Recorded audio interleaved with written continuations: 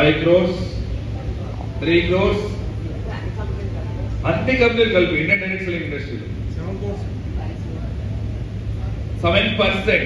Okay, next అంతేనా? ఇంకెవరు చెప్పలేదా?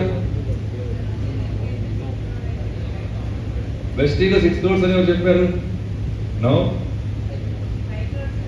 3 crores. అది యాక్టివ్.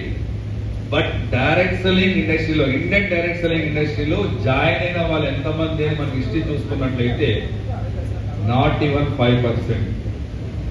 ఎన్ని పర్సెంట్ అండి? 147 కోట్లలో 5% అంటే ఎంత? 7 కోట్ల మంది.